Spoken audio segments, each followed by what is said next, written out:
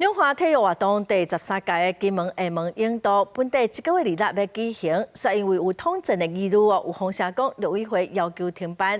县政府是表示讲，等收到正式公文会来处理。陆委会副主任梁文佳是强调讲，这个活动一向都拢唔是单纯的运动活动，目前是各个审查。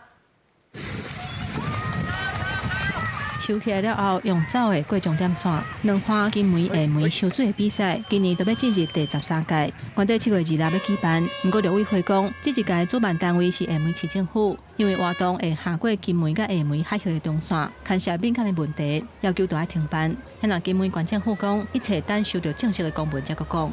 还要看潮汐。 那也要看很多相关的这些气候条件，所以如果要再延期，还有各方面，确实在这个时间点会比较不好安排。我们还是希望可以很单纯的去进行这些相关的这些体育活动。我不会称它是单纯的运动，去那边就是要接受统战洗礼，从厦门游过来，等于是要游过我方的进入到我方的禁限制水域。对这个事情呢，我们会比较谨慎的处理。 金门县府虽然感觉无奈，不过也是尊重，嘛遵照陆委会审查了后的指示。梁文佳强调讲，统战这个事，原底就是中国的政治武器，无法度用法律来定义，干来当用个案来审查。另外，伫台湾的中国配偶，顶一日互要求，都要交3个月内失去原籍的证明。6月底期限已经到啊，不过根据陆委会上新的数据，还阁有1668个人无交。真正捌甲 RRON 的台湾国际家庭互助协会，是要求陆委会都要把这个命令收回去。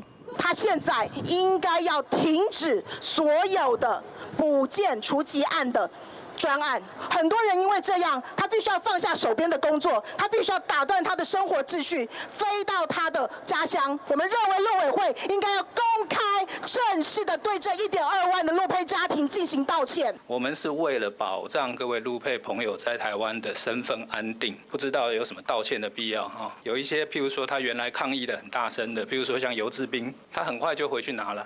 梁文佳强调讲，亲像70岁以上的老人，或者是破病疗程等6种类型，拢会当透过挂保证寄给的方式来代替。强调陆委会袂伫咧无联络到的情形之下，都直接甲伊台湾人的身份注销。不过嘛提醒，若无交失去原籍的证明，未来若是去用检举，可能都要吃罪。记者综合报道。